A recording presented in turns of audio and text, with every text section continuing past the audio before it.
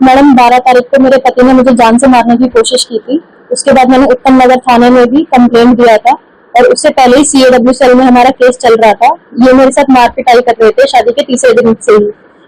तो 12 तारीख के बाद जब PCR आई तो ये तब से भाग गए थे और ये वापस ही नहीं आए थे। तब से मुझसे माफी मांग रहे थे। मैंने बोला नहीं, मैं माफ नहीं करूंगी इस बार। तो इन्होंने बोला मैं तुझे जान से मार दूंगा। पहले उन्होंने मुझे 11 तारीख को जान से मारने की कोशिश की। उसके बाद आपकी हाल में शादी हुई थी, तो आपकी शादी मेरा नाम नेहा है, मेरे पति का नाम दीपेश चौधरी था। 2 अप्रैल 2026 को हमारी शादी हुई थी। क्या आपकी लव मैरिज से? हम लोग मैट्रिमोनी साइट पे मिले थे। उसके बाद इन्होंने मेरे कुछ फोटो निकाले थे, मुझे ब्लैकमेल किया, अगर मैंने शादी नहीं किया तो मेरे पापा और भाई को मार देंगे और जो मेरे फोटोज हैं वो सब भेज के मेरे घर के नीचे आके अपनी जान देंगे। आपके पति यहाँ पे रहते थे? नहीं, वो पहले पुणे रहते थे, पुणे के बाद यहाँ पे दिल्ली शिफ्ट हुए। कल रात को कैसा क्या हुआ जो मतलब आपका बताया जा रहा है, वो पूरा क्या नहीं था? कल मेरे पति ने पहले मुझे फोन किया कि क्योंकि ये घर से भाग गए थे तो घर पे ताला लगा हुआ था, मेरे पास कपड़े और मेरे डॉक्यूमेंट सब लेके भागे हुए थे। तो उन्होंने बोला मैं तेरे कपड़े देने आ रहा हूँ। तो शाम को 4:15 बजे ये मेरे को उन्होंने फोन किया कि घर के नीचे आ जा, मैं कपड़े देने जा रहा हूँ।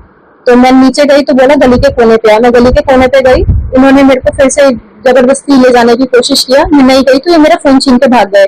उसके बाद मैंने पुलिस स्टेशन गई हूँ, मैं 5 बजे मैंने कंप्लेंट दिया है, ऑनलाइन FIR भी किया, फोन चोरी का। उसके बाद मैं आके घर पे अपना बैंक अकाउंट भी फ्रीज करवा रही थी अंदर बैठ के। तो उतने में ही इन्होंने बेल बजाया। तो हमने मम्मी ने देखा जाके, तो बोलने लगा, मम्मी ने बोला कि तुम जाओ यहाँ से, यहाँ पे मत आओ। उसके बाद उन्होंने बोला बाहर निकल, मैं तुझे जिंदा नहीं छोड़ूंगा। जब हमने दरवाजा नहीं खोला तो फिर ये बोले कि देखो अब तुम्हें मैं कैसे फंसाता हूँ। उतने में मैंने पुलिस को फोन लगाने लगी, मम्मी अंदर आई कि ये ऐसे ऐसे बोल रहे हैं।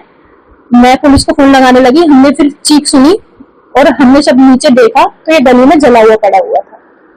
लोग कह रहे थे कि हम आवाज लगा रहे थे और आप लोग सर हम डर गए थे क्योंकि ऑलरेडी वो हमें धमकी दे रहे थे, सब दे रहे थे। हम पुलिस वालों को फोन कर रहे थे, हमने बोला था जब तक पुलिस नहीं आएगी हम नीचे नहीं जाएंगे। और गली में बहुत लोग इकट्ठा थे, हमें नहीं पता हमारे साथ गली वाले भी क्या करते क्या नहीं करते, हम डरे हुए थे, इसलिए हम नीचे नहीं गए। आपकी बात हो पाई लड़के के परिवार से?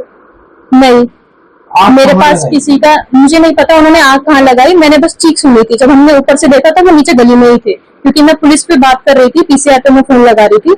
और मेरे जब फोन लेके भागे थे ये, तो इन्होंने पुलिस में भी बोला था कि शाम को इसका फोन और मेरी लाश दोनों लेके जाना। और मेरा फोन इन्हीं की जेब से मिला है और मेरा फोन पूरा रीसेट किया हुआ है इन्होंने।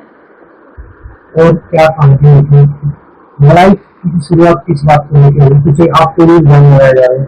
जी, ये काम कुछ भी नहीं करते थे। पहले मुझे बोलते थे मैं रॉ एजेंट हूँ, मैं ये वो हूँ। जब मैंने बोला कि काम सैलरी तो आनी चाहिए, तो जब भी मैं सैलरी के लिए बोलती थी, पैसे के लिए बोलती थी, तो मेरे साथ झगड़ा करते थे, मारपीट करते थे। और फिर कभी कभी उबर में बाइक चलाने जाते थे, सुबह 7 बजे जाते थे, 9 बजे वापस आ जाते थे। कभी 1 रुपए घर में नहीं दिया मुझे इन्होंने शादी के बाद।